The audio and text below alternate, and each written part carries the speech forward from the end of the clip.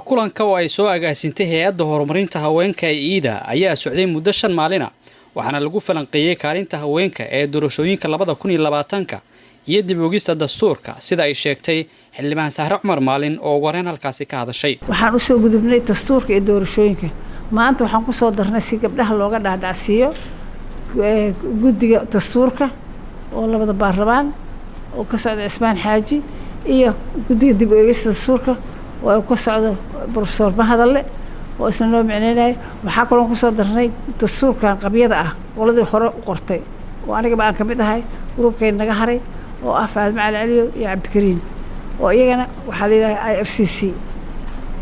intaas waxa kale oo ku soo darnay haween maadaama ay joogaan qof haweena oo diinta taqaano oo scholar ah si ay muxuu ahayd wixii nala ogol yahay waxaan la ogolayn iyadana oo tiraahdo qaar ka mid xubnaha ka qayb galay oo xildhibaanada aqoon-yahanada isugu jiray ayaa muujiyay sida dhinacyadaasi ay muhiim u tahay in haweenku ay door ku yeeshaan wadankeena maanta uu furfuran yahay runtii dawladdu u furan tahay wasiirada iyo way wada iskaashanayaan wasiirka haweenka arrimaha haweenka uu taagan yahay waxaan dhihi lahaa marka inaan mataqaan ka faa'iideysano arrintaas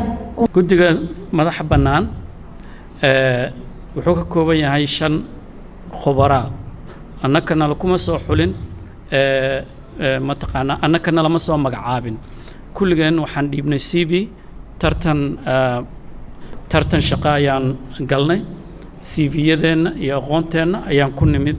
runtii marka la tashi la sameynayana waa in dadka lagu wacyigeliyaa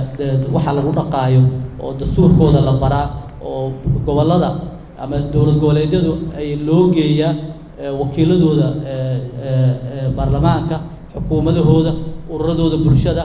hay'adahooda haween leh oo culimo leh oo dhammaantood in ma aragtay tala laga weydiiyo. ugu dambeyn gudoomiyaha guddiga madaxa bannaan ee doorashooyinka qaranka Xariimo Ismaaciil Ibraahim oo halkaasi ka hadashay ayaa muujisay in guddigu uu kaalin ka qaadanayo sidii haweenku ay door ugu yeelan lahaayeen doorashooyinka 2020 iyo arrimaha dastuurka. ka qayb noqoshada arrimaha siyaasadda ee Soomaaliya in badan waa qabanay meel fiican waa gaarnay haddana waxaa moodaa in badan inay naga dhiman tahay markay runta tahay markii ay howlo jiraan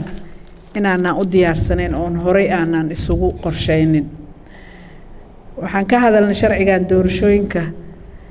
in uu ku jiro qodob dhahaya 30% haweenka ha laga siiyo